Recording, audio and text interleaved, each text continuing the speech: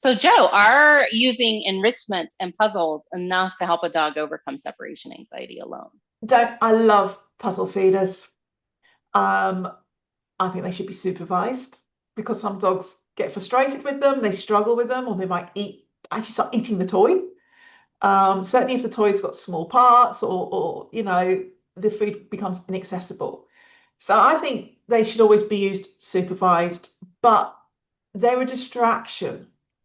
So we don't use them for separation training. I would say use them when you're there with your dog. When you need to maybe get on a work call, you're working from home or you're phoning some family and you don't need the dog jumping up and mithering you to play, give them a nice feeder toy. So when visitors come round, they can lie on their little mat, lovely, squishy, yum, yum, yum, something, you know, great distraction, keeps them happy and busy, helps them calm down, certainly after a walk helps them calm down as well. But for separation training, we want them to see you leave and come back. And if they're busy with the head down on the toy, they look up, you're gone, they can panic. Or, as was the case with my girl, she could tell when I was going because my whole routine was grabbing the keys, putting their shoes on, all these triggers for her, as we call pre-departure cues, but let's call it as a trigger for the dog. So she knew what's going out. And I could put, I don't know, a steak out. I don't, don't eat steak, we don't eat steak. But I could have put that out and she wouldn't be interested because she was so fearful. When you're fearful, all your unneeded functions don't, aren't, your brain isn't computing to them. So your digestion system shuts down. Everything goes to the senses and the muscles ready for fight or flight. And so she would not touch the food because she was not hungry because she was so anxious.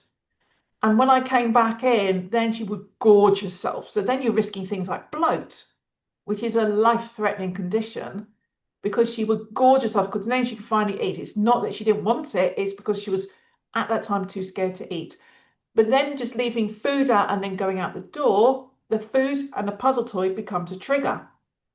So again, now the food toy is not fun anymore. It means horrible things are going to happen.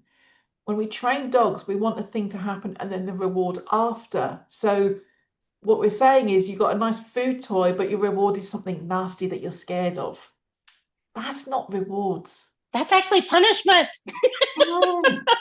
And not punishment in the psychology sense of decreasing the likelihood of. That's punitive punishment. That is just Mhm. horrible. Mhm. So no, not during separation training because I want the dogs to watch you, eyeball Mhm. you, because then they're learning, Mhm. not be distracted. However, if you have an emergency, your neighbour's screaming for help and you've got to leave your dog, then if you've got avoid something spare in the freezer, chuck that food down because you want your dog distracted while you can literally race out for that emergency. But it's literally emergencies only. I like to keep the enrichment toys to bond with the dog.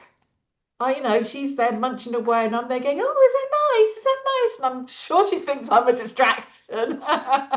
That's if she can even hear me because she's so focused on the food. But it's a bonding time.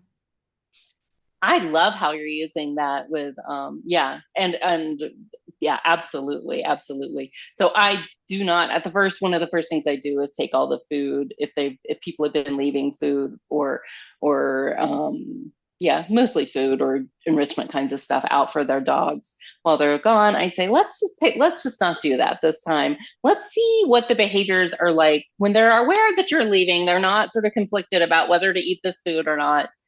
For some dogs, they're not conflicted at all. They're just like, nope, not doing it. But sometimes we do have dogs who will stress eat. I will say that I live with one, and he will, if you put food down, he will just gobble it up as fast as he can. That doesn't mean that he's relaxed and having a good time. Sometimes that just means he's wanting to, he's just, this is just how he is around food. He just, if he sees food, he's gotta sort of compulsively eat it.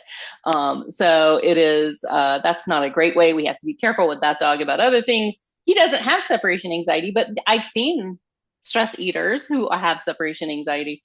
And so people assume that the dog, sometimes they look at that because inappetence, not eating, is actually one of the signs of separation anxiety, Yeah. one of the things that we look for. And so just because your dog is eating, I mean, this is a confusing sentence, actually. Just because your dog is eating doesn't mean that your dog doesn't have separation related issues.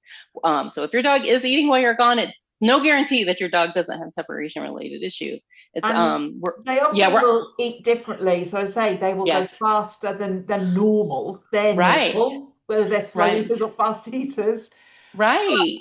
But food is handy. So if you have a dog that's fine for the beginning, Sure. fine for the first few hours, and we talked about the dogs that get bored, then having a Yeah. puzzle feeder is brilliant for them because it keeps them out of your rubbish bin. Right, exactly. I think we have to approach, and this is where having a certified trainer really helps, is that especially a certified separation anxiety specialist, because you've seen so many, we've watched hundreds of hours of dogs behaving while they're, or not behaving very well, but hopefully mostly behaving while they're alone. And so we're really able to look at those behaviors and go, oh, this is here we've seen so many different situations. We can say here, with confidence, we are not just guessing about what's going to work. We've seen a lot of things that work for a lot of different dogs, and we're able to see your situation and really see what to do.